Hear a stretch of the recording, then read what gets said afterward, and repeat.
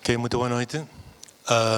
Não sei quantas das pessoas que estão aqui estavam já hoje à tarde na apresentação, mas bem-vindos para aqueles que chegaram agora, a segunda edição da CISA Talks. Hoje à tarde estava a dizer que o mais importante da segunda edição é que é uma segunda edição e, portanto, falam de continuidade e falam o desejo de Serralves de dar continuidade a este tipo de eventos. Estou muito... Antes de mais, desculpa, queria dar uma informação que me pediram para dar também para aqueles que vão estar cá amanhã ou depois de manhã. O Museu, a exposição do CISA em disciplina vai estar aberta logo a seguir durante a tarde e logo a seguir das conferências. E, evidentemente, com o preço do bilhete da conferência também está incluído, evidentemente, a visita da exposição. Portanto, acho que seria bom aproveitar, seja para uma primeira visita ou seja para aprofundir em alguns aspectos, porque é uma exposição que acho que permite muitas passadas, muitas visitas, muitos olhares. Estamos muito contentes de ter o Manel Eiras Mateus connosco.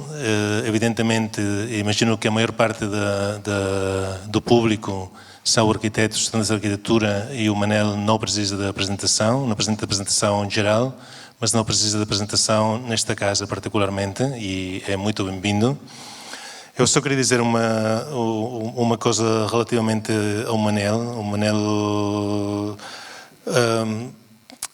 recomendo, não queria fazer o spoiler, como o chamam agora, porque algumas pessoas que ainda não viram o depoimento do Manel na exposição. Na exposição uma parte que chamamos testemunhas, que recolhe os testemunhos de 26 pessoas que pedimos responder de uma maneira livre as duas perguntas. Uma era como foi o seu primeiro encontro com a obra do CISA, e a outra era escolher uma obra do CISA que fosse particularmente, que tivesse marcado particularmente e que fosse particularmente importante para eles.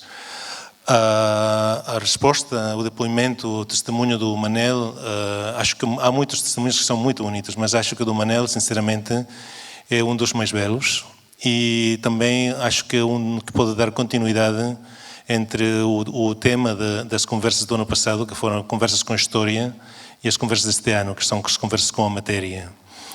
O Manel, agora vou dizer, evidentemente, é muito pior do que ele, mas perguntado sobre a obra, que sempre é difícil escolher, decidiu falar sobre a Escola Superior de Educação de Setúbal. E a propósito desta obra, ele fala na possível influência do Cabo Espichel no projeto de Setúbal, mas evidentemente começa a reflexionar que não sabe se foi Espichel que influiu o CISA ou o CISA que influiu o Espichel, em que direção que estão a ser as influências. Eu acho isto mesmo muito bonito. Acho que o importante de alguém como o CISA, dos grandes arquitetos, dos grandes artistas, é que nos permitem olhar para a história da arquitetura com olhos novos, portanto, e acho que o Manel disse também nestas palavras muito semelhantes, que depois do CISA olhamos para a arquitetura portuguesa, e não só, de outra maneira completamente diferente. Ele nos tem ensinado a ver muitas coisas da arquitetura portuguesa. A propósito disto, hoje encontrei precisamente uma citação do Jorge Luís Borges, que dizia que cada escritor, cada bom escritor, e podíamos dizer a mesma coisa de cada arquiteto, cria os seus próprios precursores, e da sua obra modifica a nossa concepção do passado e a modificará no futuro. Eu acho que o que está a fazer o trabalho do CISA, e já modificou o olhar do Manel, e acho que vai modificar o de muitos outros. Eu agradeço muito ao Manel esta presença. Hoje está a ponto de pensar que, já como uma nota de rodapé, estamos a falar de matéria, não é? O Conversations on Matter. E poderíamos ter feito um jogo quase de pedir a todos os arquitetos presentes de apresentar uma obra no mesmo material. Podíamos ter começado com duas obras do CISA, se calhar o uso do tijolo, seja na Biblioteca da Universidade de Aveiro ou no INSEL, no Museu INSEL. Mas depois podíamos ter pedido à Marina apresentar a mesquita, podíamos ter pedido o Zagar Arquitectos apresentar algumas das suas primeiras obras, podíamos ter pedido o Manel apresentar a sua casa a Melindas, a primeira das casas de Melindas, por exemplo, e só para olhar o Jacques Herzog apresentar projetos recentes em tijolo, como o Vitra Schlausput ou a ampliação da Tate Modern, e só para olhar nas diferenças no uso do tijolo poderíamos também entender uma maneira de entender a arquitetura. Vamos agora já, deixo o Manel, obrigado mais uma vez Manel, e bem-vindo na tua casa.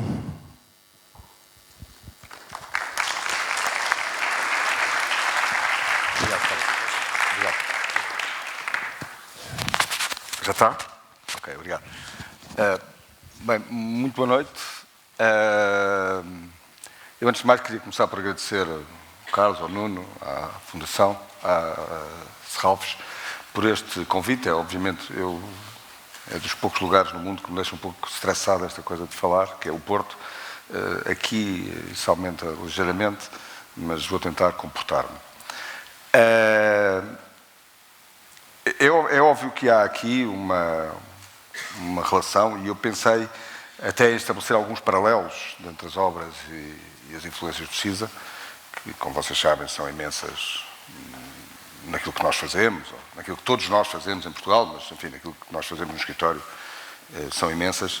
E depois achei que, de alguma maneira, essas são de tal maneira evidentes que não vale a pena estar a referi-las. Eu acho que o CISA deixa-nos sempre uma lição gigantesca, que é que cada obra, cada trabalho é um trabalho, cada trabalho começa-se de uma raiz, cada trabalho é uma possibilidade.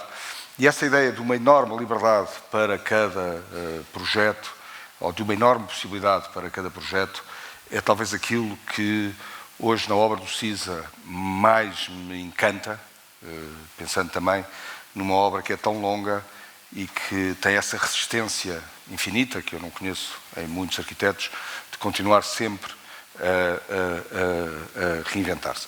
Portanto, na verdade, não vou referir a influências diretas do CISA, poderia dizer, há coisas que são mesmo reflexões a partir de reflexões do CISA, olhares para lugares que o CISA olhou para tentar buscar coisas, são tentar perceber os textos do CISA, tentar ver as obras dele, mas não vale a pena estar a fazer essas pontes de uma forma quase sistemática. E, portanto, hoje pensei fazer uma coisa que é um bocadinho arriscada, que foi começar com uma instalação, ou um projeto de uma instalação, que ainda não está feita, acabar com um projeto em obra de uma obra maior, e no meio falar de casas. Casas, sobretudo, que estão em cima da mesa. Portanto, não são casas que nós já tínhamos a certeza do que é que vamos fazer, não são casas, não são projetos acabados, são, a maior parte deles, enfim, 2 ou 3 estão acabadas, uma ou outra estará em obra, mas a maior parte delas são coisas que estão em curso, portanto, estão em arranque de projeto. E é evidente que também há um lado que eu acho que é para mim, muito interessante, que é falar das coisas quando, na verdade, ainda sobre elas vamos trabalhar, porque falar delas obriga-nos a uma síntese, e essa síntese permite-nos, no fundo, refletir e voltar ao projeto, e muitas vezes ter tempo ainda para o corrigir. Portanto, começando agora, a primeira instalação que eu vos vou falar é uma instalação que vamos fazer agora em Milão, para a Feira dos Móveis, portanto, em março ou abril, em Milão. E interessou-me trazer hoje aqui, porque eu acho que o que nós pensámos para esta instalação, que é, no fundo, uma coisa que acontece neste palácio, chamado Palácio Lita, e que tem todos os anos uma grande instalação para chamar, assim, uma espécie de coisa atrativa, e que nos pediram, no fundo, um objeto com este lado de atração. E nós achamos que, num tempo como o nosso, como o tempo de hoje, o que nos poderia interessar fazer não era acrescentar nada, mas era arranjar uma maneira de meter em evidência aquilo que lá estava. Portanto, a nossa proposta é uma proposta simplicíssima, é agarrar no claustro, medi-la completamente à volta, meter-lhe um espelho negro e, portanto, que obriga, no fundo, as pessoas a andar à volta, e, de alguma maneira, a imagem é sempre aquilo que é duplicar a ideia do próprio palácio. Portanto, isto aqui é o que nós vamos apresentar. A ideia da peça chamar-se Silêncio, a peça vai se chamar Silêncio, e é só este espelho. Interessa-nos duas coisas, de uma forma, condicionar a circulação dentro do claustro, portanto, as pessoas serem obrigadas a mover-se de uma forma diferente num lugar que conhecem, e interessa-nos só não desenhar nada e desenhar só aquilo que lá está. E, portanto, é este grande claustro. O Palácio Lolita é um palácio de uma grande imponência. Passando agora as casas, a primeira casa que eu vos vou mostrar é uma casa em Melides. Portanto, Melides é perto de Grândola, perto da praia, é uma casa de fim de semana. E esta casa é feita num lote gigantesco. Gigantesco quer dizer que não tem limites, tem 70 hectares ou uma coisa desse tipo. E, portanto, a nossa primeira opção é uma espécie de forma, dizer que não tendo nós forma, não tendo nós quase relação com nenhuma fronteira, no fundo o que vamos fazer é criar um quadrado como uma espécie de forma mais simples que se poderia marcar.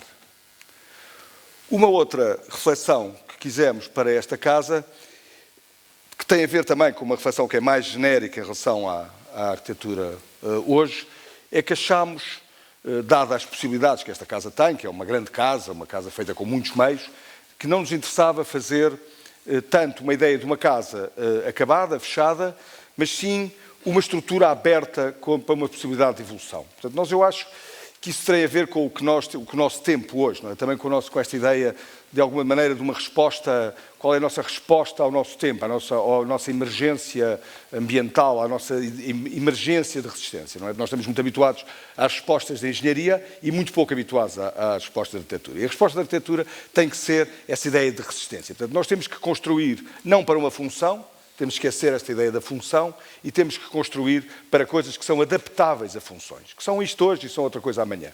E a arquitetura de qualidade pode ser isto hoje e aquilo outra coisa amanhã. Aquilo que não tem qualidade ou aquilo que é desenhado de uma forma funcional está condenada num espaço de tempo muito curto. Portanto, a nossa ideia aqui foi mais que tudo desenhar uma espécie de estrutura aberta para uma possibilidade. Aqui nós representamos numa ruína, não é evidente que a ruína é também uma ideia de estrutura aberta mental, com este lado romântico que é maravilhoso, que de alguma maneira nos interessava fazer ou estabelecer como paralelo para o projeto. O projeto, no fundo, é uma casa integralmente construída em tijolo, que tem muitos espaços, nenhum dos espaços encerrados de momento toca os limites da periferia, e a maior parte dos espaços, portanto, são tudo pátios à volta, e depois tem alguns espaços que são encerrados, e esses são os espaços que são usados como casa. A ideia é que isto um dia pode evoluir, isto é uma estrutura que deve ter 1000 e muitos metros quadrados, e, portanto, é ocupada em parte, e depois pode continuar a crescer e a mudar com o futuro. E esta, portanto, é a grelha da casa. Vocês veem, há sempre... Tenho aqui um laser. Há sempre à volta pátios. Os pátios depois vão sendo diferentes. Eles agora estão na fase em que começámos a tratar os pátios. Cada pátio terá diferentes flores, diferentes cheiros, diferentes cores. Depois a casa, no fundo, a casa propriamente dita aqui, a sala, a cozinha, quartos dos miúdos, aqui o quarto principal. Este é o pátio da pequena piscina, o pátio do fogo, o pátio da grande piscina, o pátio de jantar, o pátio de cozinhar fora, enfim, serviço, enfim, por aí fora. Mas, portanto, a ideia é que nós temos esta grande estrutura e esta grande estrutura está completamente aberta para ser utilizada. Os espaços são integralmente feitos em tijolo, quer por dentro, quer por fora. Nós gastamos nas paredes 370 mil tijolos e no chão, já não sei, depois acrescentamos para aí mais 90 mil tijolos em pavimento, que foi uma coisa também muito bonita, que é usar e desenhar uma casa a partir de um módulo e tudo é acertado a partir do módulo. A largura das paredes, o tamanho dos vãos, aliás só há um tamanho de vão, e todas as infraestruturas, tudo é marcado a partir da dimensão do tijolo. Portanto, não há nenhum tijolo cortado no projeto. Portanto, isto é a maquete, no fundo, esta é talvez a maquete que mais nos interessa, é a maquete da estrutura em expectante, e depois a construção, a casa em construção. Portanto, a casa, o mais importante é estas relações que têm a ver com esta dimensão de vão, com esta dimensão também de grande tranquilidade, de sequência de espaços que nos interessavam. Depois os materiais é esta presença do tijolo, depois obviamente madeira natural, bronze, liós. Isto é um padre. Isto, eu peço desculpa, são fotografias de telemóvel,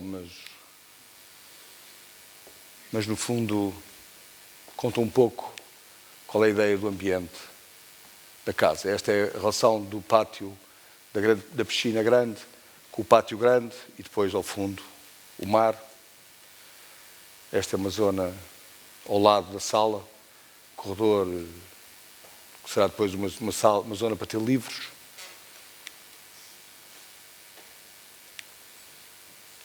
E no fundo este é um pouco o ambiente que nós gostamos de encontrar nesta casa. Uma outra casa, esta também acabada, no Alqueva, não é? Logo ali ao lado de Monsaraz, e que é uma casa que se pode construir nesta zona. Isto é uma zona onde não se pode construir, que se pode construir porque no fundo houve uma casa que ficou ali debaixo d'água no Alqueva. Portanto, isto é uma casa para uma paisagem que mudou completamente, portanto mudou de uma zona de trabalho ou de uma zona que era muito quente e que não tinha nenhuma referência, que era esta zona que tinha sobreiros e pinheiros, para ter de repente uma espécie de mar à frente, tornar-se obviamente um lugar turístico e mudar desde o clima, as suas características, até ao tipo de utilização que esta terra tem hoje. Portanto, a casa é construída no limite da proximidade com o Alqueva, portanto havia uma lei de 50 metros, portanto a casa é construída a 50 metros da cota máxima de água, que era o limite se podia, e é montada, portanto, com essa ali naquela ponta daquele braço e o mais perto possível da água. Esta casa é desenhada um bocadinho de uma forma um bocadinho direta. Portanto, nós queríamos desenhar uma casa no sul, portanto, queríamos desenhar uma casa pátio, mas uma casa pátio normalmente estabelece uma relação vertical, não é? Estabelece uma relação entre um chão, entre um território e o céu. Nesta casa aqui, com esta presença do Alqueva, é evidente que nós não temos esta relação do espaço exterior que é vertical, mas temos uma relação que é virada para o Alqueva. E, portanto, de alguma maneira, pensámos nesta ideia de ter um grande espaço coberto, que, portanto, nos faz esse tal espaço de pátio exterior, mas virado e aberto, não na vertical, mas na horizontal para a vista. Depois, esta é uma forma que é evidente que tem todo este lado muito protetor, muito agarrado e que, de alguma maneira, estas referências também falam dessa forma, não é? Portanto, e essa ideia foi uma ideia que nasceu do princípio do projeto. Portanto, que é esta ideia de um pátio virado para o Alqueva. Portanto, ele é montado o mais perto possível da água, é talhado, esta grande cúpula é talhada abrindo uma cozinha e uma sala, portanto as zonas sociais da casa abrem para esta cúpula. Depois a cúpula era muito profunda e é feita uma segunda cúpula contrária e na interseção das duas cúpulas monta-se aquele lanternim.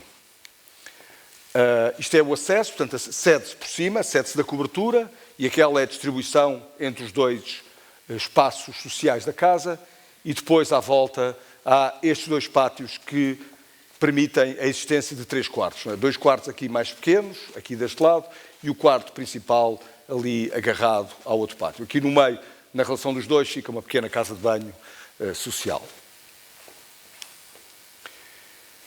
A outra característica é que a casa é toda construída num betão que é da cor da terra e é coberta pela mesma terra. Portanto, há um prolongamento da terra que cobre completamente este teto.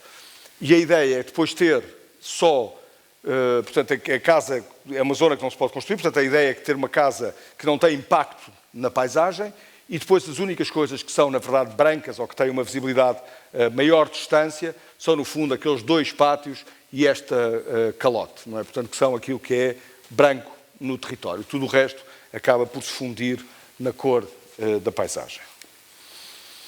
Portanto, aqui os alçados têm esta forma e a secção aqui vê-se o acesso e a interseção das duas cúpulas com a luz. Portanto, aqui a casa em construção, no fundo do Alqueva é esta casa nesta cor que cada vez tem mais cor desta terra. E esta casa também teve um pormenor para nós muito interessante. A casa, por causa da crise, enfim, fundamentalmente por causa da crise, parou durante 5 anos. Portanto, nós tínhamos construído o betão e a casa parou durante 5 anos. E depois retomou-se a ideia de continuar a construção da casa. E pôs-nos um problema que é interessante, que é a pessoa perceber se iríamos completar aquele projeto que existia ou se, na verdade, o que iríamos fazer era refletir sobre aquilo que era para nós uma ruína e dizer como é que a vamos acabar. Acabámos por dizer era melhor ter essa liberdade de refletir, aceitar aquilo que queríamos aceitar do projeto, mas, na verdade, transformar e alterar aquilo que nos parecia que era interessante de transformar e alterar. Acabámos por alterar algumas coisas, a casa tinha 3 pátios, ficou com 2, acabámos por alterar algumas coisas, não o espírito central da casa, acho que esse mantivemos, mas na verdade voltámos a operar sobre uma realidade, que é no fundo o que a arquitetura faz sempre, que é colher uma realidade e operar a partir dela. Portanto, nós achámos que 5 anos era uma distância grande demais para dizer que estávamos a fazer uma continuidade e achámos que o que era correto era retomar um pensamento sobre aquilo que estava lá, que no momento era uma ruína em betão. Portanto, isto aqui é o acesso, aqui ainda estávamos em construção, portanto há este acesso, há uma cobertura e depois no fundo o que se vê é a presença do Alqueva. Portanto, há esta relação que ela tem com o lado, não só com o Alqueva, mas também com esta natureza, portanto esta ideia deste espaço que se relaciona e que de alguma maneira queremos sentir que esta abraça a paisagem. Este é o acesso, portanto a casa é feita em betão, portanto a casa tem esta temperatura do betão, toda feita em betão, a pessoa tem a sensação de estar debaixo de terra, tem uma sensação de proteção muito grande da terra, e depois o hall de entrada é integralmente feito em madeira, que são estas portas de madeira, que levam para este lado, para a zona dos 2 quartos, naquele lado para o quarto principal. Depois aquela porta que faltaria ali é a porta que nós vimos projetada na casa de banho social um pouco mais à frente. De alguma maneira esta madeira é usada, tal como a madeira dos caixilhos, é usada para reequilibrar a temperatura do betão e fornecer-lhe este calor que o betão, com a relação com a madeira, consegue dar. Depois estes são os corredores, acedem aos 2 espaços sociais, à sala e à cozinha.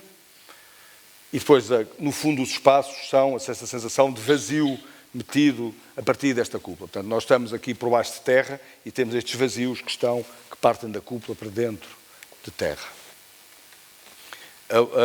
A calote, aliás, o furo, a interseção vai-nos dando as horas, não é? Durante o dia ele vai-se movendo, não é? Aqui, e de alguma maneira também ilumina este problema da profundidade que nós temos nesta pala.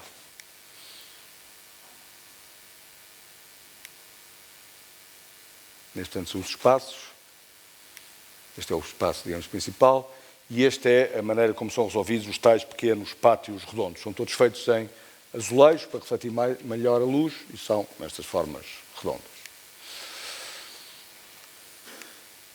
Esta é, obviamente, a relação privilegiada da casa com a paisagem. Uma casa que nós temos em obra agora é esta casa no Barreiro, que é uma recuperação desta ruína, destas 2 ruínas. Portanto, cada uma ruína destas tem 10 por 20, portanto, o conjunto das 2 ruínas são 20 por 20 metros, e é um armazém antigo, com uma grande história, uma história não nobre, uma história de muitas coisas, de ter servido para muitas atividades. A ideia, esta ruína, a localização deste armazém é muito perto do mar e, portanto, há aqui uma relação muito bonita, não é? De uma vista muito bonita para o rio. E a nossa ideia é, de alguma maneira, conservar, e não sabemos muito bem, estamos agora em obra, portanto estamos à procura de como é que vamos fazer isso, mas conservar este lado de muitas feridas por fora e depois por dentro é ser uma casa integralmente branca. Portanto, é um grande whitewash interior, muito tratado, muito cuidado, e por fora, no fundo, há esta ideia de preservar este acumular de feridas e de cicatrizes do edifício. Portanto, vocês veem, o edifício está aqui. Preciso do outro ponteiro. O edifício está aqui e, portanto, estamos muito perto da água, não é?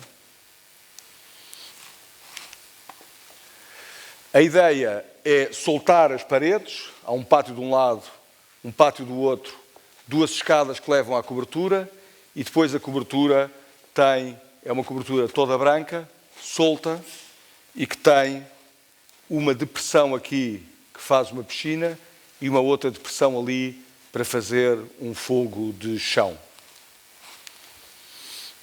A casa, depois por dentro, é muito simples. Quando se entra, tem aqui uma zona de cozinha. Esta é uma zona com duplo pé direito, uma zona de sala. Esta é uma zona de sala, obviamente, também, com uma zona com duplo pé direito, que tem duas escadas.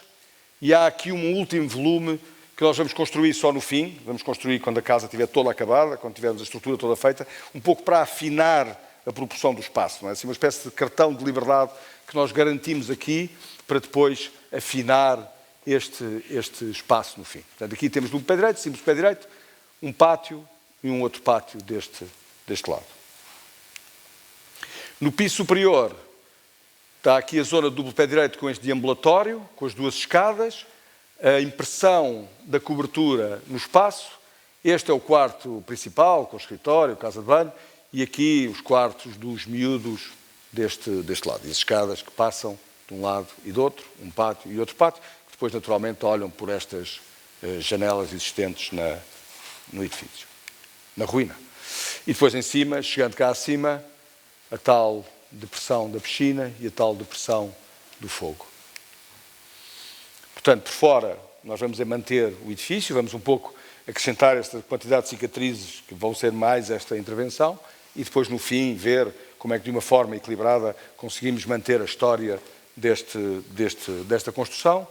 E depois, por dentro, este whitewash, não é? Não tocamos nas fachadas, construímos separadamente, com este duplo pé direito, com a impressão da piscina aqui, e depois este elemento, com as duas escadas, e este elemento que iremos construir, no fim, como afinação, que não sabemos muito bem sequer se terá esta forma. Portanto, por fora, esta ideia de conservar, a cobertura que terá esta depressão. Portanto, a ideia também é que este grande terraço, obviamente daqui está a ver o rio, portanto, é esta vista muito privilegiada, estamos à cota, é esta cota, não é? E olhamos para o rio daqui diretamente. Portanto, isto é a fase neste momento onde nós estamos em construção, portanto, já se sente aqui a dimensão do duplo pé direito aqui central, está-se agora a começar a fazer a estrutura da baleia. E pronto, e aqui um pouco a imagem do que nós queremos. Portanto, esta presença deste negativo, as escadas e esta coisa que faremos para fechar a obra. Esta casa é uma casa no Alentejo que não está ainda começada, não está ainda começada em obra. Aliás, o que nós temos neste momento é um estudo prévio da casa, mas é uma casa num sítio lindíssimo, porque é um promontório, é um terreno relativamente grande, um promontório, talvez a 5 km, é um promontório alto e é uma casa a 5 km do mar. É uma casa que para nós rara, é uma casa metida muito fora, muito presente, que nós vamos desenhá-la de uma forma que ela fica claramente a coroar o espaço e a olhar para o fundo, para o mar. Portanto, não vamos encaixá-la no terreno, vamos de alguma maneira libertá-la do terreno e pô-la a olhar para o mar. É isto, não é? Portanto, nós vamos metê-la aqui, esta é a zona mais alta do terreno, este cabeço, ali olha para o mar, e a casa tem uma dupla fachada, não é? Tem uma fachada de pátio e tem uma fachada exterior. A casa é uma casa muito direta. A casa é um teto gigantesco. Sim, gigantesco. É uma casa muito grande. A casa é um enorme teto e a ideia da casa é desenhar por fora aquilo que vocês veem, que é um teto que vai desenhando cada um dos espaços como forma, ou como espaço, desculpem. Portanto, há um teto que unifica tudo, há uma linha que unifica tudo, e o que nós temos é uma forma, um espaço que vai ligando todas estas formas, e depois acontece o contrário no pátio. Quando nós entramos no pátio, o que temos é forma. Quando nós estamos a ver a casa de fora, o que temos é espaço. Portanto, há uma espécie de oposição entre o pátio e os espaços da casa. Portanto, no fundo, isto é feito assim, isto é o que nós temos por fora. A casa é feita por fora desta maneira. Esta cota é a cota onde andam as janelas, quer dizer que as janelas são mais altas que os próprios espaços, não é? Porque para passarem independentes da forma que tem o espaço passa para fora e para dentro, e depois deste lado ela já não faz isso e, portanto, transforma aquilo que é espaço aqui em forma cá no pátio. E, portanto, quando nós entramos no pátio, o que vemos é as formas e por fora o que vemos é os espaços. Portanto, a planta de coberturas, que no fundo tem este lado que está à cota máxima a poder circular os caixilhos. Aqui é o pátio, aqui isto é uma coisa de água, e aqui no fundo estão as formas dos diferentes espaços marcados em forma. E depois aqui marcados em espaço, não é? A casa depois é muito direta, não é? Entra-se, há este pátio muito longo, com uma linha de água no meio, uma transparência, e tudo isto é um enorme envidraçado, a casa é toda um envidraçado para fora. Só marcada depois a diferença dos tais espaços. São, no fundo, 2 salas, uma grande cozinha, casa de jantar, cozinha de serviço, amigos e os quartos para a família. E, portanto, aqui vê-se a ideia do pátio. Quando nós entramos, esta é a forma do pátio, e a tradução entre pátio e espaço é esta, não é? Portanto, eu aqui traduzo em volume, o que cá fora traduzo em vazio.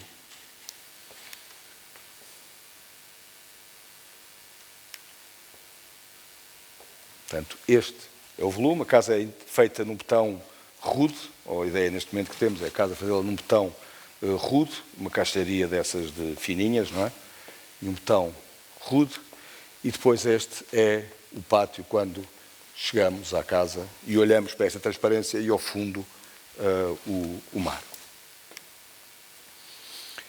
Esta casa, que também estamos a andar, não é? Com aquela lentidão que os milionários fazem casas, é uma casa nas ilhas gregas. É uma casa num sítio maravilhoso, aqui, numa primeira linha d'água. É uma cota muito alta daqui lá para baixo. E é uma casa numa zona muito rochosa. Não é? Isto é uma zona em que, na verdade, aqui, naturalmente, se acabou, enfim, uma vegetação. Aquilo não é bem uma floresta, uma vegetação, que é uma coisa densa, mas muito baixa. E depois aqui só há, no fundo, pedra, não é? Rocha. E tudo isto é uma zona muito rochosa.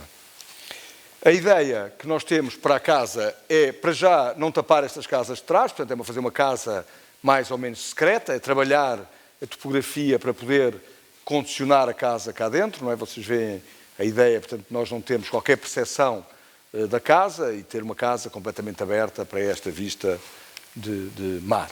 Portanto, a casa, no fundo, arranca com uma espécie de muro de suporte que nos corta a inclinação e nos permite abrir, e depois tem aqui umas coberturas que vão albergando as várias funções.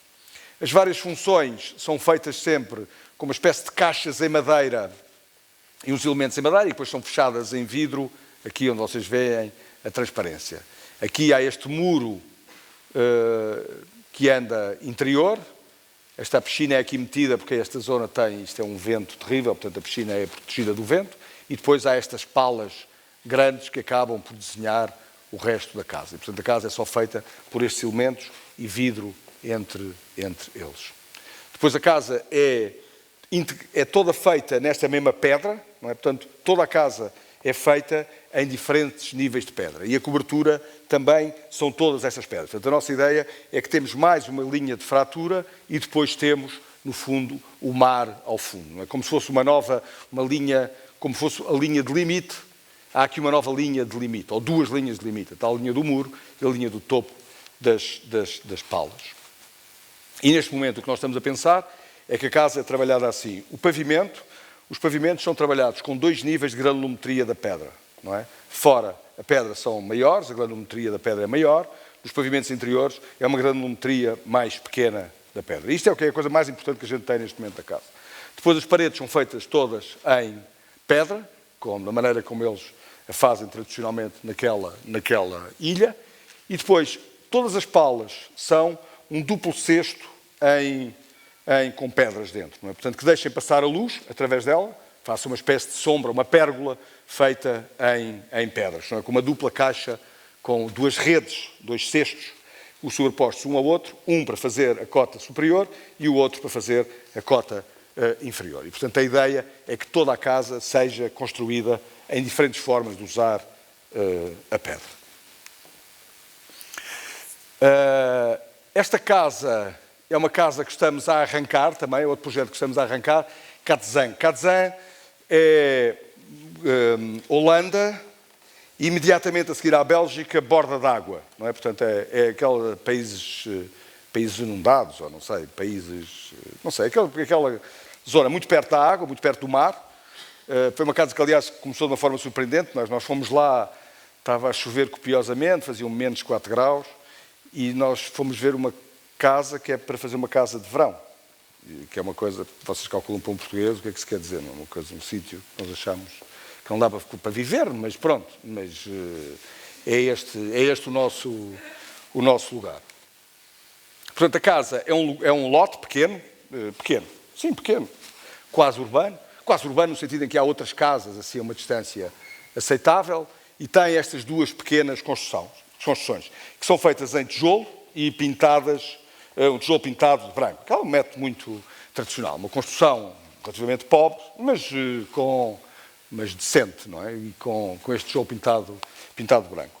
A nossa ideia de partida para esta casa é manter a escala, portanto, é dizer, conservamos aquelas 2 pequenas casas, damos-lhes funções e depois, no fundo, vamos encontrando volumes e a cada volume damos uma função. Portanto, uma ideia muito que tem a ver, fundamentalmente, com a preservação da escala que ali está presente. Portanto, vocês veem aqui, portanto, o que nós fazíamos às 2 casinhas esta é uma sala dos miúdos, esta aqui transformamos num espaço de uma escada, e depois construímos aqui uma grande cozinha, casa de jantar, uma sala aqui, casa de banho, o quarto principal. Depois tem ainda um piso em baixo, que continuam este pátio e que tem mais os outros quartos que são necessários na casa, e aqui uma zona de serviços. Isto são saunas e ginásio, e aqui são quartos, e aqui é uma zona de serviço. Portanto, mas a ideia da casa é, no fundo, manter a escala, construir integralmente em tijolo e usar diferentes aparelhos de tijolo. A ideia é andarmos à procura de tijolos de demolição ali, construir em diferentes tijolos e depois fazer estes volumes muito claros, encostados uns aos outros, e todos eles são espaço a espaço. Portanto, cada volume é um espaço. E depois construir isto a partir, não sabemos ainda o quê, mas a diferentes tipos de tijolos. Esta casa é em Ibiza, muito perto do mar, ela fica mais ou menos aqui, nesta zona, mais ou menos muito perto, um sítio muito privilegiado, muito perto do mar, e pediram-nos uma casa que ainda não tem cliente, não é? Aqueles programas que são muito difíceis de tratar, não é? Porque normalmente a coisa que há mais interessante numa casa é trabalhar com o cliente, é tentar extrair das pessoas ideias e tornar o processo muito único, não é? Que é aquilo que nos transforma quando estabelecemos uma relação com alguém, não é? O processo que é único, as pessoas são todas diferentes e, portanto, os processos ganham essa unicidade muito, muito forte. Mas aqui a ideia é construir uma casa que ainda não tem dono, não é? Portanto, nós vamos fazer uma casa que depois, no fim de estar construída, será vendida. E, portanto, alguém que vai comprar. Portanto, nós vamos fazer uma casa que depois será vendida. Portanto, nós não vamos nós temos digamos que um dono interposto para depois ela, no fundo, ser vendida já construída. E é uma casa que é uma espécie de um genérico. É uma casa onde nos pedem uma espécie de ideia de sonho de o que é que quer dizer Ibiza. Eu confesso que esta casa levámos imenso tempo no escritório a começar, Uma razão simples é que eu não queria ir a Ibiza. Tinha uma ideia que Ibiza era uma espécie de discoteca andante e, portanto, não me apetecia nada ir a Ibiza. E depois cheguei a Ibiza e descobri uma terra com uma paisagem natural lindíssima. Enfim, descobri que Ibiza não era nada do que eu pensava, como normalmente acontece. Não é? Portanto, os sítios são sempre muito melhores do que aquilo que a gente pensa e têm muito mais possibilidades do que a gente pensa. Mas eu tinha algum parti-pris em relação a Ibiza e levámos imenso tempo, no fundo, a ir lá. Mas aqui a casa, no fundo, eles falam-nos deste grande sonho de Ibiza, não é? Porque há um sonho do que é a vida de Ibiza, não é? Assim, uma espécie de common sense no que é a vida de Ibiza. E a vida de Ibiza é dia e noite, cada um faz a sua vida, não sei, é assim, não sei. Também não sei para explicar o que é, mas percebo que há assim uma ideia geral, não é? Que nos atrai a todos para Ibiza, ou que atrai toda a gente para Ibiza, não sei. E então o que nós resolvemos fazer foi fazer uma casa que tem uns espaços, que são os quartos, que são em si uma casa. Não uma casa porque tem cozinha, não uma casa porque não sei o quê, mas uma casa naquele sentido do prazer, não é? Cada espaço deste é uma casa, é um espaço que nos permite fechar e viver lá dentro. E depois temos uma enorme cobertura, vocês veem que não fecha, que deixa sempre pátios, não é? Deixa sempre uma parte descoberta em cada um destes espaços, não é? E que faz assim uma espécie de gigantesca cobertura. E depois interessava-nos uma outra ideia, que era desenhar a casa a partir disto, não é? Havia uma espécie de cota base, que era esta cota que tocava a estes muros, e depois o teto ganhava uma certa liberdade, não é como essas coisas assim barrocas que a gente sente, ganhava uma certa liberdade e fazia uns espaços lá dentro. Pronto, e depois isto é a tradução, não é? No fundo o que nós temos há um espaço comum, isto ainda não está muito encerrado, mas a ideia é que há assim um grande espaço comum, há aqui uma piscina. Para vos dar uma ideia da escala, esta piscina penso que tem 35 metros de comprimento. E depois há cada um destes quartos. Os quartos entra-se, tem uma sala, tem uma sala, um quarto de vestir, uma casa de banho, um pátio exterior com piscina, um quarto, e isto depois aqui é uma parte descoberta, uma parte coberta, e depois isto pode-se fechar completamente ou abrir completamente e vive-se na rua, ou então uma pessoa fecha e vive completamente. E depois há, enfim, estes quartos, aqui há uma zona de serviços. Mas, portanto, a ideia para nós tinha a ver com este teto e tinha a ver com esta ideia de que a pessoa tem uma casa comum ou, digamos, uma casa por cada um dos quartos. Portanto, no fundo, fizemos de uma ideia funcional, desta ideia de sonho, uma hipótese para uma casa em Ibiza.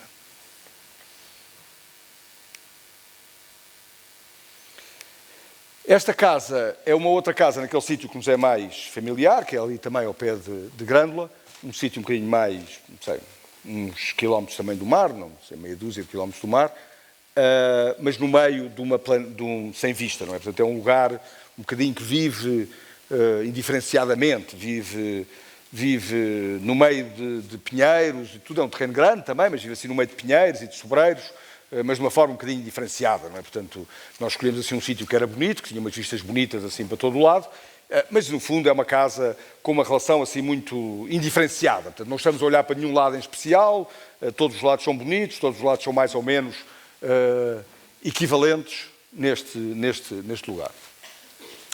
E o que nós propusemos como casa é uma casa para um uso de uma grande liberdade, não é? Isto é uma casa para uma família francesa que vem viver para Portugal, vem viver para aqui e que, portanto, quer ter uma casa com uma relação muito direta com a natureza, muito aberta, e falavam sempre da casa ser muito aberta. E o que nós fazemos é construímos estes pés e estes pés albergam todas as funções que têm que ser encerradas e metem dentro deles todos os envidraçados. O que quer dizer que a casa pode estar sem nenhum vidro, completamente aberta e assim com este aspecto. Portanto, no fundo, este é o diagrama dos pés. Estes são os pátios que vocês veem aqui. Portanto, estes são os pátios que iluminam, porque a nossa ideia também é ter um bocadinho aquela imagem muito bonita que nós vemos nas árvores horizontais, não é? Que é uma espécie de luz, não é? Não vemos tudo, mas vamos vendo poços de luz a passar pela árvore. Portanto, a nossa ideia é que vamos vendo esta transparência e no meio das transparências que vamos descobrindo poços de luz. E depois, estes são os espaços, que depois têm um sistema, não é? E está garantido que todos estes vidros escorrem, ou correm, e fogem para dentro destes volumes. No fundo, o nosso argumento é que é maravilhoso viver nesta zona e a pessoa diz, eu dou um jantar, estou na cozinha, tiro todos os vidros e estou fora. Há um dia que está mais calor, abro e tenho a minha cama no meio da rua e durmo fora. Ou dou uma gigantesca festa, que é obviamente a situação que eu prefiro, faço desaparecer todos os vidros e só há móveis, não é? A pessoa está no meio da rua e as coisas são só marcadas pela presença dos móveis. E eu acho que esta ideia não é que se use propriamente, ou que eu acredito que a pessoa vai estar sempre a abrir e a fechar a casa, mas esta possibilidade da pessoa conseguir abrir completamente ou abrir em parte a casa, fornece à casa uma sensação de liberdade muito grande. E essa sensação de liberdade que nós queremos conquistar para a casa. Pronto, pois estas são, digamos, os tetos da casa. Os tetos também são marcados, portanto, cada espaço destes é marcado com um teto. Portanto, esta, no fundo, este é o que nos interessa, não é? São estas transparências com as luzes a entrar, a iluminar alguns espaços. No fundo, esta é a casa. Portanto, depois tem este enorme teto, todo perfurado por estes pátios. Esta acho que é a última casa. É uma casa em Melbourne, longe, não é? É uma casa muito perto do mar, muito bem orientada, situada aqui. Portanto, aqui é onde há normalmente, eles têm aqui, os donos destas casas têm cada uma pequena barraquinha aqui e depois têm umas casas relativamente grandes, neste caso bastante grande, na parte aqui de trás. Esta casa é uma casa que também influenciou muito os próprios clientes. Os clientes é um casal em que o marido é especialista em betão, em construção em betão, e a mulher é uma japonesa muito delicada, que falava muito da natureza, não é? De coisas da natureza, mas a pessoa percebe que ela está-se a referir quase a jardins, não é? Digo eu instintivamente, não é? Portanto, instintivamente, ela falava-me sempre de coisas que me pareciam sempre estar-se a referir a jardins. E ele falava-me desta coisa que era ser um especialista em betão e querer uma casa em betão. E a casa que nós estamos a desenvolver para eles é uma casa que parte exatamente da ideia de decompor o terreno em 4 jardins. Há um jardim de entrada, um jardim dos miúdos, o jardim dos pais e o jardim social. Portanto, decompomos o terreno em 4 jardins, que obviamente circulam entre eles, aliás, não só de várias maneiras, mas que se interligam, mas de alguma maneira são marcados estes 4 jardins. E isto depois, no fundo, o que nós começámos por fazer foi este diagrama, e depois agora andamos à procura do que é a casa. Na verdade, com uma certa liberdade, há muitas hipóteses, nós estamos a pôr para fazer a casa. O que temos hoje mais certo é esta ideia, não é? Esta ideia dos 4 jardins. Também temos uma ideia de que estes grandes tetos serão completamente independentes e marcam-se aqui os vários jardins. Portanto, este é o tal dos miúdos, o tal dos pais, o social, que poderá vir a ter ali uma grande zona de água, e aqui o pátio de entrada. E depois a casa, no fundo, é construída assim. É só o muro de betão que vai delimitando estas áreas, não é? Portanto, nós vamos fazendo, portanto, isto. Este desenho está incompleto, não sei porquê. Mas pronto. E depois, no fundo, ele acaba aqui. Portanto, no fundo, nós temos um muro em betão, que tem esta grande limpeza, uma cobertura em betão, e depois, cada um destes espaços são caixas de madeira que entram dentro destes lugares, não é? E a casa tem esta entrada, não é? Entra-se por aqui. Aqui abrimos para a sala dos miúdos com um quarto dos miúdos. Aqui para uma sala dos pais que liga ao quarto dos pais. Aqui para uma sala que divide ali sala de jantar, cozinha. E aqui a sala principal. Portanto, aqui no fundo há esta rótula que tem os painéis de correr, que permite que se abra cada um, que se configure a casa de uma forma muito rápida, se muda a configuração completa da casa. Tudo isto é o que é social e a partir daqui ramificam aquilo que são as áreas mais privadas. Pois aqui há aqui há um quarto mais de serviço ligado ao pátio de entrada, aqui ligado aos pais há um tatame e uns amigos, e ali, não, aqui é o tatame e aqui a possibilidade de haver também ligado aos pais 2 quartos para amigos. E, portanto, aqui estão as tais caixas de madeira metidas dentro destas paredes em betão. E neste momento, a hipótese que nós estamos a fazer mais clara são estes volumes muito diretos e, portanto, depois com as caixas em madeira metidas dentro de cada um destes, digamos, destes quebras no betão. Com os tais 4 jardins diferenciados. Eu termino agora com um edifício aliás feito em autoria com o Rui Furtado da AFA, que são 2 museus que está em construção, 2 museus em Lausanne. Este projeto é um projeto que começa com uma realidade que já tinha uma parte real e tinha uma parte ideada, não é? Portanto, uma parte planeada. Portanto, nós, no fundo, quando fizemos o concurso, este edifício dos Baraus e Veiga não existia, mas existia já o seu projeto. Portanto, estava-se neste momento a arrancar com a construção. E nós estávamos, no fundo, tínhamos este lugar, no fundo deste grande corredor. Portanto, vocês imaginam, isto é caminhos de ferro, aqui é a estação, sai-se, há este espaço muito profundo, e o concurso era para fazer 2 museus nesta parte do terreno, ao fundo, digamos, isto tem aqui uma colunata, um pórtico, e tem este edifício muito alto e muito longo que estava projetado. Portanto, nós quando arrancamos para o projeto, arrancamos com esta realidade, não é? E arrancamos com uma ideia clara.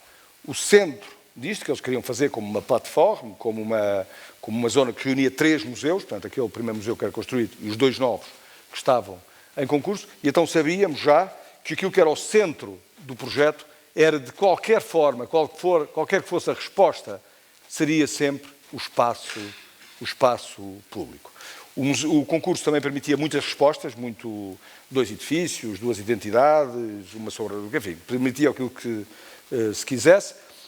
E o nosso ponto de partida foi dizer, nós arrancamos da ideia de que nós que estamos no espaço público e estamos a olhar do espaço público para um novo museu. Como temos outro museu, aquilo que unirá a ideia dos museus é, de qualquer forma, o espaço público.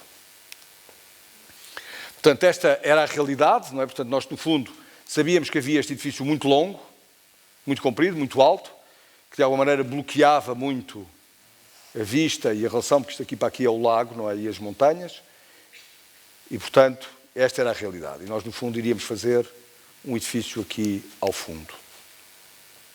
A nossa primeira intenção foi dizer que trabalharíamos o máximo possível a partir da manipulação das cotas existentes, introduzindo todo o programa que não fosse público num trabalho topográfico, portanto, fazer a topografia, absorver tudo aquilo que não era público, e depois decidimos que aquilo que faríamos no meio era a única parte pública, que era uma espécie de, que nós chamamos o cubo, que é o espaço público.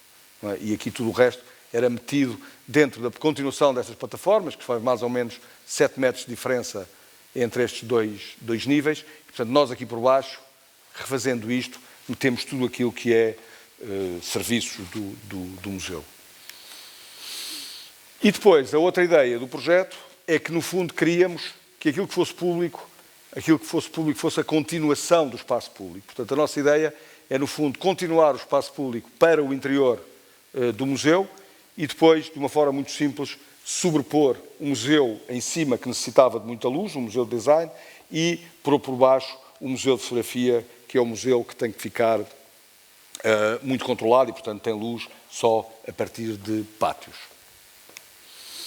E, portanto, esta é a imagem de concurso. Portanto, a ideia é que nós estamos num espaço público, o que nos interessa é chegar ao momento em que se entra, portanto, com uma espécie de continuação natural, e depois há um museu em cima e o outro museu em baixo. E, portanto, tudo aquilo que são as funções cafetaria, tudo aquilo que são as funções do museu públicas, do museu estão neste espaço intermédio entre as duas grandes salas de exposição.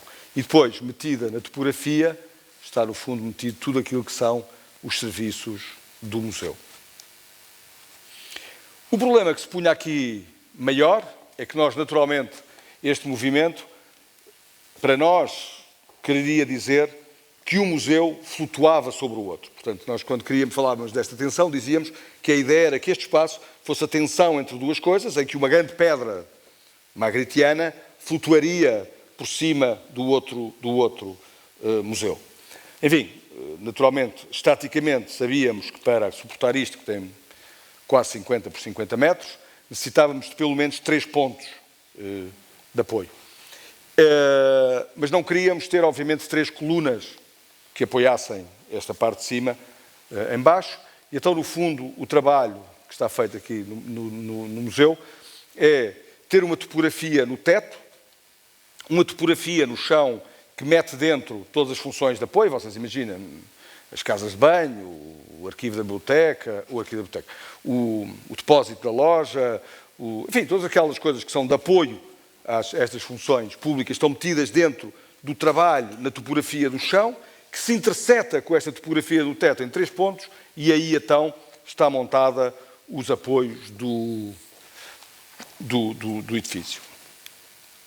E, portanto, aquela era uma imagem de concurso, esta é uma imagem mais update. Portanto, a ideia é que nós temos esta sensação do encontro de 2 topografias, uma no teto, outra no chão, e há sempre um vidro toda à volta que nos dá uma iluminação. Portanto, nós temos sempre um vidro que corre todo o edifício à volta.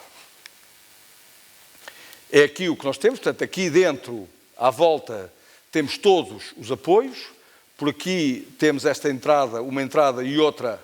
O vidro corre sempre à volta, com uma forma por aqui, não é? Assim ele zigue-zagueia por aqui o vidro, e depois há um apoio aqui e um outro apoio aqui.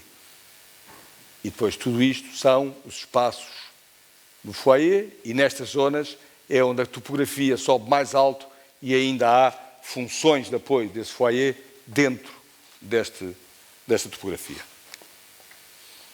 E, portanto, no fundo, é esta a ideia, uma topografia e outra, nada toca a não ser estes 3 pontos. Por exemplo, mesmo esta escada, tal como a escada que vai para baixo, não é? Portanto, nós quando chegamos aqui subimos ou descemos, mesmo esta escada que sobe, há aqui um volume que está destacado de um volume negativo neste teto, que faz a segunda parte da escada. Portanto, há aqui uma espécie de positivo contra um negativo que está aqui. Aqui há um negativo e depois haverá um positivo lá em baixo para se chegar ao Museu da Fotografia. Mas estas escadas estão destacadas e isoladas, digamos, uma da outra. Portanto, isto não constitui apoio, os apoios são estes movimentos dos tetos. Portanto, aqui 2 pés, a tal ideia da escada, desce, sobe-se. Isto são as primeiras imagens à procura de um possível mobiliário. E esta ideia, portanto, esta janela passa sempre por trás e a janela é contínua à volta do museu. Portanto, isto, no fundo, entramos para aqui, a ideia é ser uma coisa muito direta, o espaço público continua aqui dentro, neste espaço público, desce para um, sobe para outro museu, de uma forma muito direta. Este museu tem muita luz e este museu, a luz, é controlada através só de pátios. Descendo é o tal museu só dos pátios, este grande pátio, mais outros 2 pequenos pátios, que permitem abrir e fechar e controlar a luz. Depois dentro é um museu teto infraestruturável, um chão infraestruturável, portanto, aqueles museus que permitem fazer as cenografias que se entenderem. E depois isto é o pátio em frente, foi uma coisa que se acrescentou depois na obra, que foi este lado ter ainda uma biblioteca. Quando se sobe é a mesma coisa, tem só estes 3 apoios, não é? E este é o tal espaço do Museu de Design, com uns sheds com luz aqui, com um teto uniformemente distribuído de luz. Uma coisa curiosa no processo foi terem-nos pedido uma janela, não é? Portanto, uma janela com aquela ideia, pode ser pequenina, pode ser redonda, Portanto, nestes não, vocês imaginam, umas paredes de 50 metros em betão, depois com uma pequena janela. Nós estávamos bastante aflitos, mas surgiu uma hipótese de trabalho na continuação do projeto, que foi, no fundo, esta fenda que faz esta distância entre os dois museus, não é? Esta espécie de caverna que aqui nasce. Nós subimos-la acima da cota do pavimento neste ângulo e, no fundo, aí gerámos uma janela, que obviamente é uma janela perfeitamente razoável, que é uma janela que está a olhar para o lago e para as montanhas ao fundo. Portanto, depois é esta a ideia de se poder montar a cenografia que se quiser, com um teto uniformemente iluminado, e aqui a tal janela com o tal lago e as montanhas ao fundo, que no fundo é aberto. Vocês percebem que o corte aqui, vê-se surgir ali a parte de baixo, não é? E o corte acaba por passar a cota deste pavimento e, portanto, abrir esta tal janela. Portanto, esta ideia desta grande fenda que nos aparece aqui, que faz o museu em cima e o outro museu para baixo, e também esta ideia de ter uma volumetria muito encaixada no terreno e mesmo quando sai, ela não ter qualquer impacto, digamos, nas construções em torno. Depois uma imagem do princípio da obra, a obra, enfim, para nós isto é um pouco natural, mas as obras que são sempre muito maiores para baixo do que para cima, portanto ela começou com um gigantesco buraco a 14 metros, toda a área foi escavada a 14 metros de profundidade e agora já estamos numa fase mais simpática, em que já estamos a sair da cota zero para começar a vir cá para fora. Muito obrigado.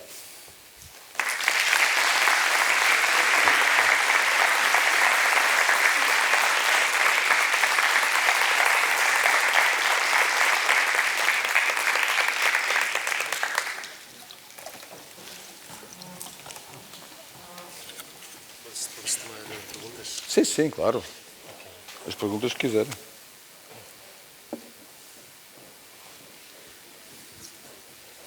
Se houver alguma pergunta para o Manel, por favor. Muito obrigado, Manel,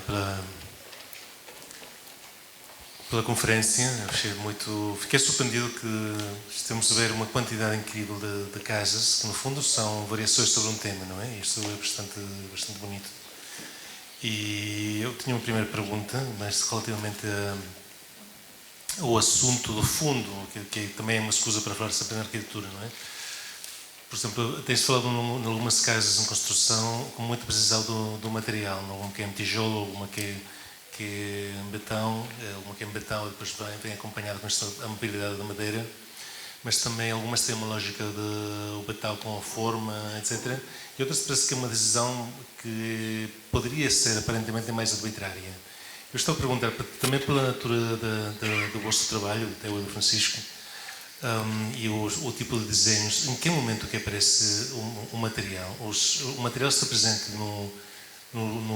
já desde o início, ou poderia mudar, é uma associação que aparece tarde, às vezes aparece no início, o mais provável é que seja assim, que umas vezes aparece no início, outras vezes aparece, mas há uma qualidade que estou a tentar dizer, que está uma qualidade muito abstrata no trabalho, e depois que poderia tomar uma expressão completamente diferente, a segunda do material, que por acaso coisas sempre são monomateriais, não? As obras, não é? Particularmente nas casas. Eu acho que não há, ou pelo menos eu penso que não há duas histórias iguais, não é? Em projetos. E na verdade há uma coisa que eu acho que é muito divertida, que nós estávamos no outro dia a raciocinar lá no ateliê. Há projetos que nós, na verdade, começamos e há quase uma ideia em que o projeto se faz, e há outros projetos que são feitos e refeitos até se perceber. Eu acho que o que é interessante em cada projeto é ser uma pergunta, não é? Constituir uma pergunta. Uma pergunta em aberto, uma pergunta que tem muitas frentes, tem muitas coisas, fala de muitas diferentes motivações, mas é uma pergunta, não é? E, portanto, nós, no fundo, o que nós estamos é a trabalhar a pergunta, enfim, em teoria, não é? Eu gosto sempre de falar em teoria porque é assim uma espécie de perfeição, não é? Mas em teoria, não é? Nós trabalharíamos a pergunta até ao ponto em que a resposta fosse evidente. É evidente que isto era o que nós gostaríamos de fazer. Pronto, o que nós fazemos é tentar nos aproximar desta condição. Mas é, de alguma maneira, tentar esmiuçar a pergunta até ela ser evidente. Depois, por exemplo, o problema do material, há casos em que o material nasce na casa. Por exemplo, naturalmente, uma casa para um especialista em betão é em betão. Quase por uma razão, enfim, é quase afetiva, não é? Portanto, uma pessoa não vai fazer uma casa para uma especialista em betão que não tem betão. Isso acontece uma vez na vida. Não, mas às vezes pode acontecer, não é? Ou pode acontecer nós termos por exemplo, um desafio que é fazer uma casa sem betão, como foi aquela casa em tijolo, é uma casa sem betão. Não é? Um princípio da casa é que não tinha betão. E nós fomos mais conduzidos para o material. Mas, normalmente, todas as coisas num projeto são uma espécie de resultantes. Eu não gosto muito da ideia de partir de coisas. Eu gosto da ideia de chegar a coisas. Não é de alguma liberdade, seja o material, seja a forma, seja... Chega-se, não se parte. E até, cada vez mais, o que nós estamos a tentar fazer é tentar construir projetos cada vez mais diagramáticos e, de alguma maneira, o projeto é o grau de liberdade com que nos permite operar na obra. É evidente que isto é uma coisa que só se consegue nas casas e só se consegue nas casas em Portugal. Não é? Portanto, é evidente, quando nós estamos a falar de outros tipos de projetos, estes lados românticos da construção não existem, mas em casas e em casas em Portugal, isto ainda é possível. Não é? Portanto, em que nós temos uma espécie de esquemas e estes esquemas começam-se a construir e, no fundo, na construção, vai-se encontrando. E vai-se incorporando coisas, que é uma coisa que nós também aprendemos como sendo para nós, que foi uma experiência que é muito bonito, que é passar da obsessão, porque vamos lá ver, um projeto, a ideia de um projeto é controle, é rigor. Isso é que é um projeto. É trazer rigor, trazer controle. Pronto.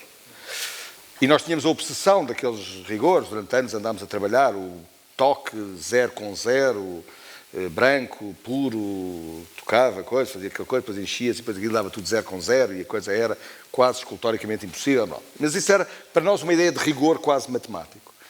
E hoje interessa-nos muito mais, talvez, um rigor que incorpora também a possibilidade de outros rigores na obra. E, portanto, por exemplo, imaginarmos que o nosso rigor é as leis a partir das quais geramos a liberdade de quem vai trabalhar na obra. Sei lá, quando nós fizemos um teto em colmo, eu não desenho os fios do colmo.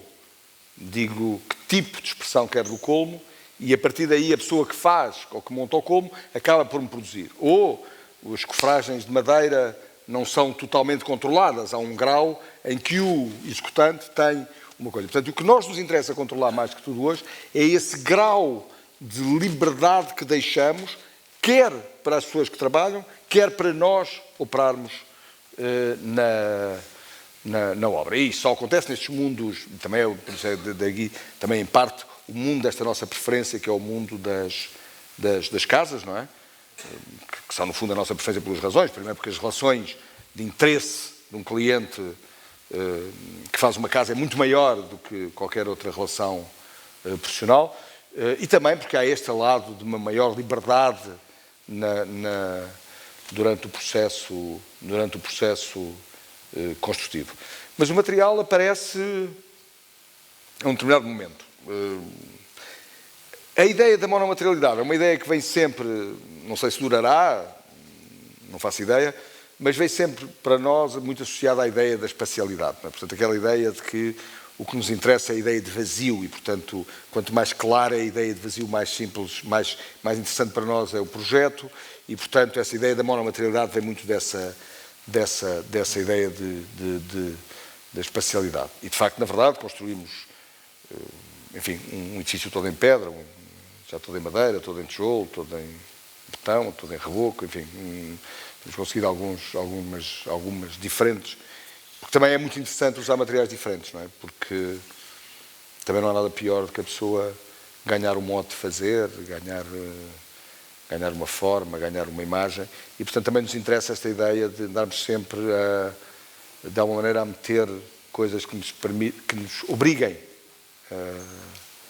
a mudar, a variar, a procurar, O que é interessante, de verdade, um projeto é a ideia da investigação, não é? A ideia de tentar extrair de cada projeto uma investigação. Okay. Não partilho muito, eu gostei imenso desta ideia das regras que permitem conseguir a liberdade. Não é? Acho que é isso a arquitetura, no fundo. Alguma pergunta na sala, por favor? Se aproveitamos a presença do Manel, ninguém tem nada a partilhar ou perguntar.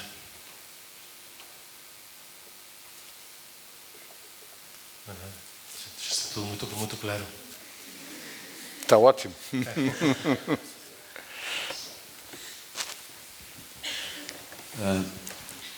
Acho que já falámos várias vezes sobre a vossa obra e eu acho que na arquitetura portuguesa vocês são aqueles que levam mais longe o conceito de artificialidade, no bom sentido da palavra. Ou seja, a arquitetura é artifício, no sentido em que não faz concessões à ideia de que vai prolongar a natureza. A natureza está lá como uma espécie de cenário, dialoga com a obra, mas a obra assume-se como uma segunda natureza e até muitas vezes gerada a partir do seu próprio universo. Há uma espécie de criação de um microcosmos que não quer imitar nada do que está à volta, quer criar a sua própria natureza. É, como eu digo, uma segunda natureza. E, portanto, de alguma maneira, vocês encaram que a arquitetura deve ser sempre uma forma de domesticação de um lugar e não procurar mimetizar, diluir-se no lugar. E isso eu acho muito corajoso, no momento em que cada vez mais se fala da importância da arquitetura não ferir, não deixar pegada ecológica, não destruir, não escavar. Vocês não têm qualquer problema em fazer tudo isso que ancestralmente sempre definiu a arquitetura.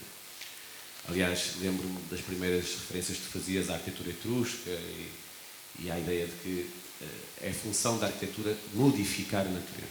Portanto, acho que é uma posição corajosa. Não sei como é que vais encarar os ecologistas fundamentalistas do futuro, mas acho que acreditas claramente que a arquitetura é a transformação da natureza, nem que isso provoque muitas vezes uma pegada. E essa ideia de pegada parece-me evidente na vossa obra. A outra tem a ver com a questão da história. Vocês também não fazem concessões ao historicismo, à ideia de que vão prolongar a história do edifício sob a forma de um pastiche ou de uma réplica do que lá estava. Por exemplo, o projeto da fábrica é evidente, vocês usam a fábrica como uma casca, ponto final. E, portanto, criam dentro dela uma segunda história, tal como noutros lugares criam uma segunda natureza. E, portanto, também desse ponto de vista não fazem nenhuma concessão ao fundamentalismo patrimonialista de que é preciso olhar para o lugar, aprender com o contexto, continuar o lugar. E, portanto, se quisermos, isso é o que vos afasta de forma mais abissal da obra do Cisa, o que não tem mal nenhum. Porque, na verdade, para vocês, natureza e tempo são coisas diferentes. A vossa obra é contra a natura e é contra tempo. E isso parece-me muito corajoso, até diria bastante radical, do panorama da arquitetura contemporânea. Não sei como é que, volto a dizer, vocês irão sobreviver aos fundamentalismos ecológicos e patrimonialistas que cada vez mais tomam conta da nossa praça. E aqui no Porto tem havido muita discussão sobre construir no centro histórico, arquitetura contemporânea, etc. E, portanto, não sei até que ponto é que vocês conseguem resistir em meio urbano, por exemplo, mas parece-me muito corajoso que mantenham esta posição quase artística, não é? De levar uma ideia, um diagrama, um conceito quase até ao seu limite, digamos, de radicalidade. E isso, não sei até que ponto irá resistir ao tempo, mas... Não sei, eu acho que isso que eu estava a dizer, em alguns aspectos, é muito importante. Aliás, disseste muitas coisas, não é? Portanto, não disseste muitas ideias que são... Muitas delas que são diferentes, não é? Deixa-me só dizer, e a coragem de continuar a construir em betão, cada vez vai ser mais um material proibido. Eu não tenho a certeza disso. Chegaremos a... Emite 6% do carbono, mas nós esquecemos que durante o século XX salvou milhões de pessoas. Portanto, sim, eu acho que nós estamos num tempo... Vamos ver, há muitas coisas aí, não é? Começando nessa coisa da ideia do lugar... Eu acho que os projetos, não é? Nós aqui no Porto ouvíamos este eco que vinha do Norte, que dizia que os projetos estavam no lugar. É uma coisa com a qual eu não concordo inteiramente. Eu acho que os projetos estão nas possibilidades dos lugares, que é uma coisa muito diferente. Não é? Nós não olhamos para a mesma maneira de uma encosta, se tivermos que construir uma pequena casinha ou um hospital. Portanto, o projeto não está no lugar, está na possibilidade do lugar, não é? Na possibilidade de transformação do lugar. Portanto, a ideia de que nós transformamos é uma ideia óbvia e que as coisas não estão lá, estão nas possibilidades da sua própria transformação. Parece-me óbvio, não é? Não acho assim muito discutível. Depois eu acho que nós estamos num tempo muito, de alguma maneira, hipócrita. Não é? Nós estamos num tempo em que estamos cada vez mais liberais nos costumes e reacionários no património. É uma coisa estranha, não é? Nós temos a grande maioria política, não é? A lutar pela liberalização dos costumes, naturalíssima, não é? Mas cada vez mais reacionária na arquitetura. Não é? Cada vez mais reacionária, como se não tivéssemos direito a futuro e só tivéssemos direito a passado. Não é? Como se o mundo não fosse feito, ou a qualidade não fosse feita por uma sucessão de layers ou uma sucessão de contemporaneidade e tudo aquilo que hoje é passado não tivesse sido alguma vez contemporâneo, não é? Que foi, obviamente. Não é? E, portanto, que a riqueza do nosso património, aliás, do lugar onde se centra a maior parte da arquitetura, que é no fundo na Europa, não seja exatamente esta ideia de sucessão de layers de contemporaneidade. Portanto, nós estamos num momento um bocadinho perverso. E uma das coisas que em que temos uma grande perversão, é a ideia da ecologia. Não é? Porque a ideia da ecologia os arquitetos foram totalmente afastados da discussão ecológica. Totalmente afastados. Não são ouvidos nem achados. Não é? Se nós ouvirmos hoje uma apresentação de um projeto dito ecológico, só há engenharia. Só há coeficientes e ensombramentos e geotermias e painéis de foto qualquer coisa, não sei. Não tem nada a ver com a arquitetura. A arquitetura está completamente fora deste discurso. Mas a arquitetura tem um papel fundamental na ecologia, que é a ideia de construir estruturas resistentes. Portanto, nós estamos agora a começar a recuperação de um convento do século XIII. O que lhe vamos fazer? Meter mais 3 coisinhas, reparar ali 3 coisecas, e o convento do século XIII lá segue. Isso sim é uma verdadeira ecologia. Não é? Ele está ali há 7 séculos, nós damos-lhe mais um jeitinho, aguentará mais umas dezenas de anos, ou mais 100 anos, e depois será novamente readaptado e seguirá numa outra função, numa outra coisa, com um lado verdadeiramente ecológico. E esse é o papel da arquitetura, hoje, em relação à ecologia. Eu acho que nós, quando fazemos aqueles cálculos da pegada, não é?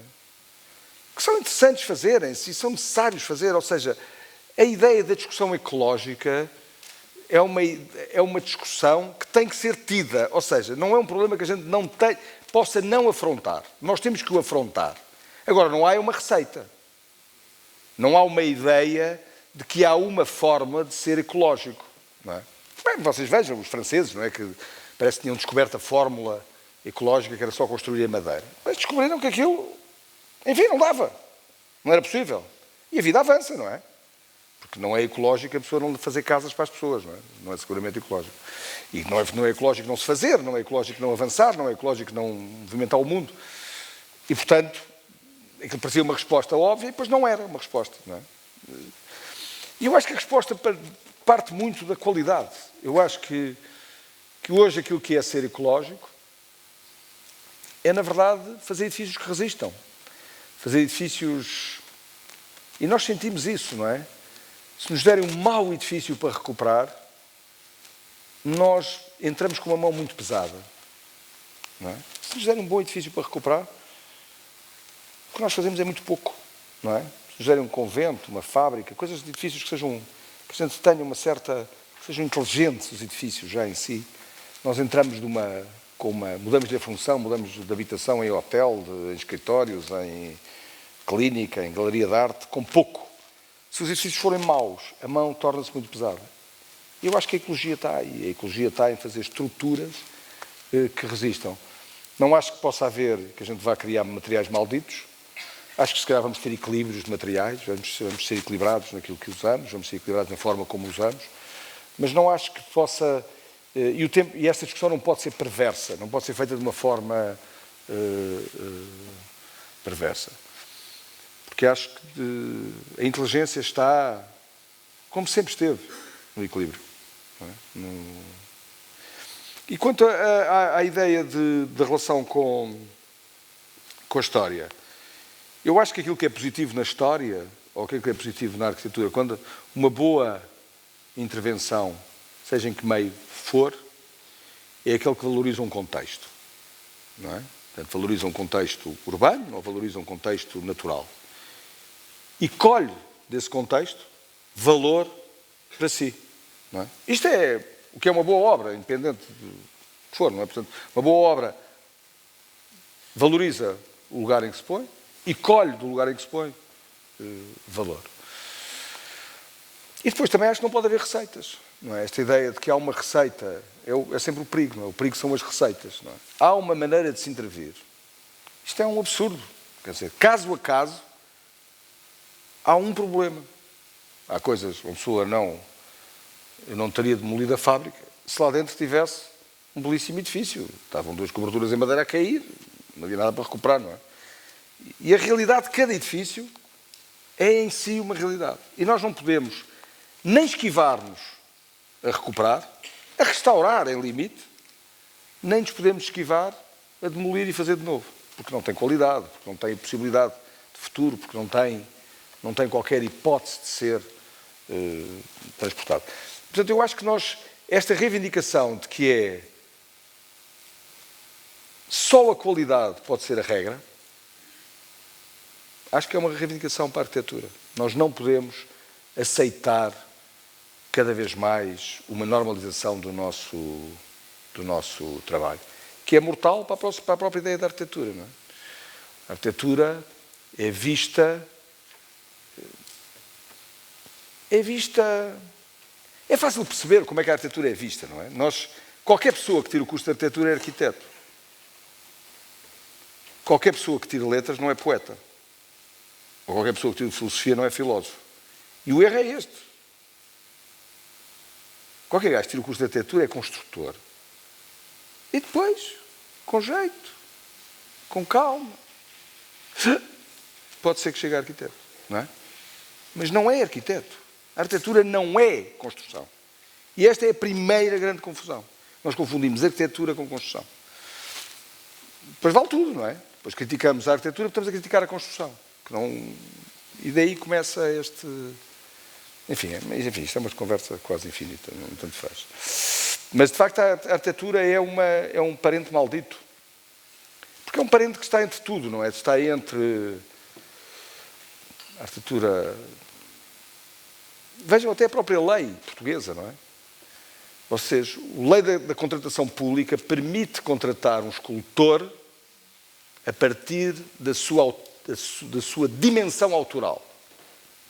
Mas não permite contratar um arquiteto, seja ele qual for, a partir da sua dimensão autoral. Isto transforma a arquitetura para o Estado em construção. Porque não há dimensão autoral. Para o Estado não há dimensão autoral. E, portanto, nós vivemos neste paradoxo. A arquitetura vive neste paradoxo. A arquitetura, que na verdade é uma arte, é a mãe das artes, para mim, não sei que isso é polémico, mas pronto, para mim é a mãe das artes, que é uma arte incompleta, não é? Uma arte que só se termina com a vida. É uma arte expectante. Não é? É uma arte expectante, que não é diferente da escultura, da pintura, porque a pintura e a escultura às vezes são artes finitas, não é? A arquitetura é uma arte expectante. Tem muita dificuldade em manter-se como tal. Porque, na verdade, é confundida com um serviço burocrático. Mas pronto, é a vida.